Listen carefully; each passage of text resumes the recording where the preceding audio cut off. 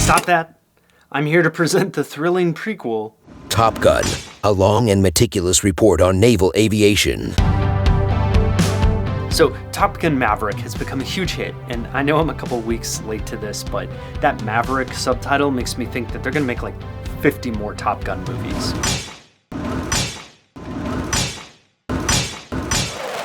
Why is Top Gun a thing? Top Gun the movie makes Top Gun the school seem like the all-star edition of some reality TV show.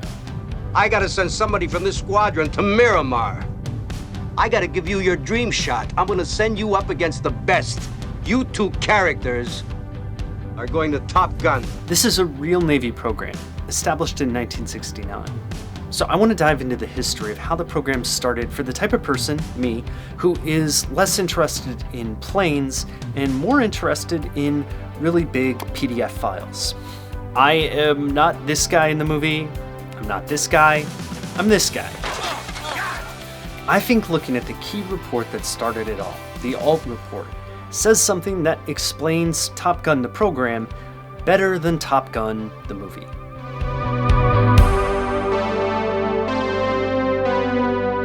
So I want to kind of underline what I'm seeking to do here. This is about how one Navy report changed naval aviation. The scope is pretty narrow because honestly, when I started researching this, the only thing I thought of when I heard F4 and F8 were the function keys on my keyboard. Nerds, right? In addition to the Ault report and some books, I learned a lot from this interview with Captain Rick Ludwig, who has flown every plane. The F-4 Phantom, the T-2 Charlie, TA-4J flew F-4Ns, we F-14s, and in Top Gun I flew the F-5 and the A-4, the F-5E Tiger II, A-4 Echoes, or the F-31, the F-16N. What was the best airplane you ever flew? Well, I haven't finished. Oh, I'm sorry. That full interview is linked below. I want to tell you why the Ault report happened, what it said, and what it meant. I was going to print out this as a visual aid, but FedEx office wanted $75 to do it.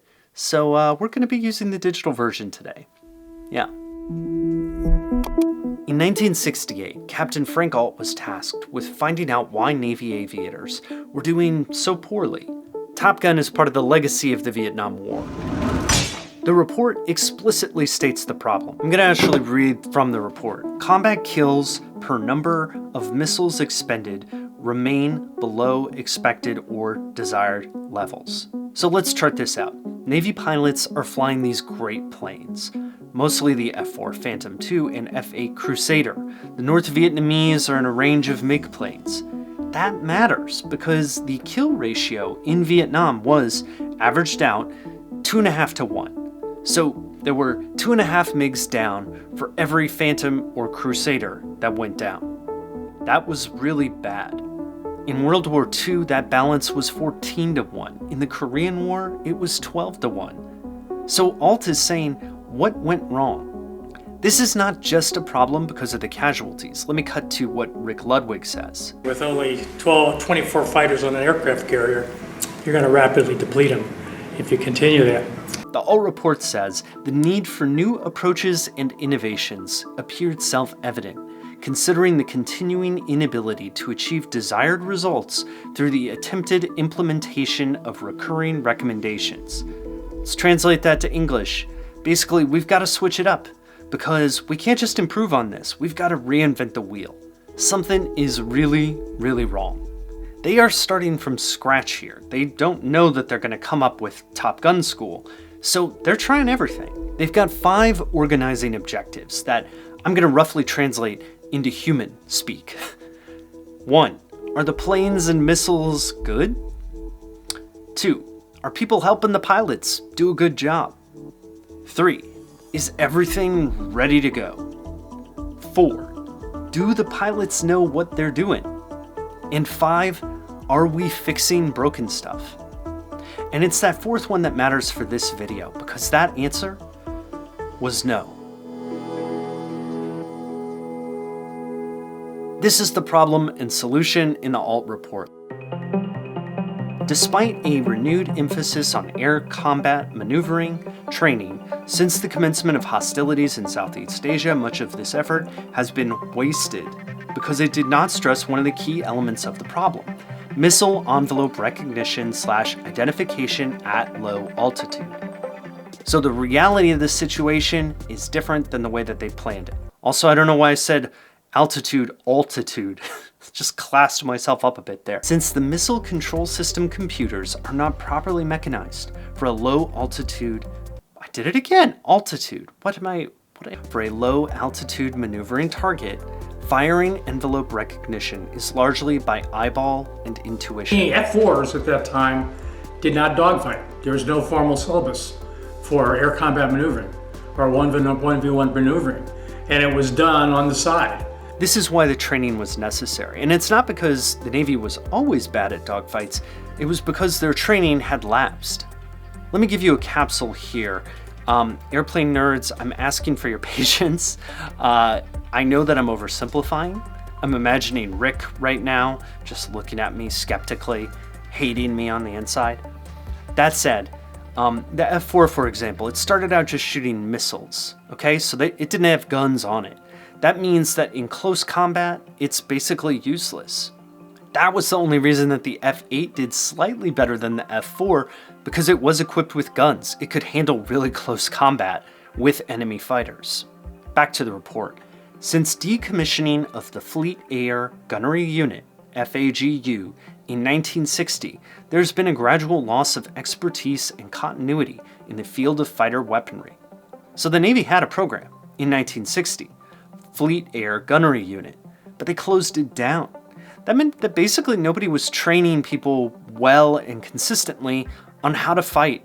You need a cadre of individuals and a school that are well versed in fighter tactics, threat tactics, the weapon systems, and that will stay abreast of that, and that can train the people or train the fleet to increase their proficiency level.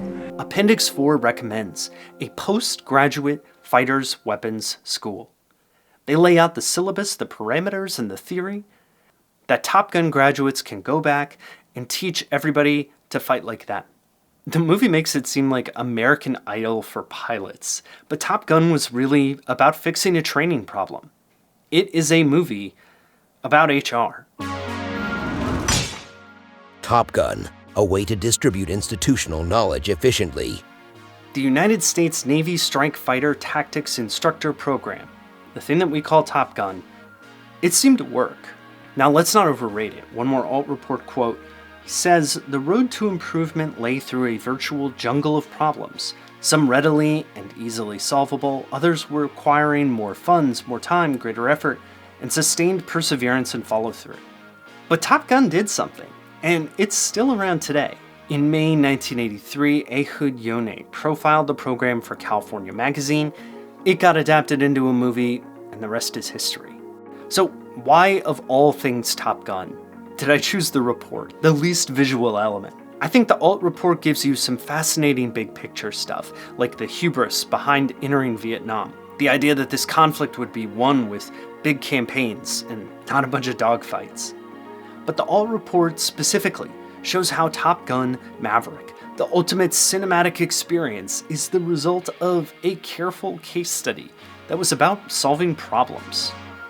And how, in reality, people like Maverick aren't hotshots, but vessels for institutional memory, serving the Navy's larger training mission. Top Gun is planes and crashes and volleyball, but to make that happen, you need a PDF so big that it costs $75 to print.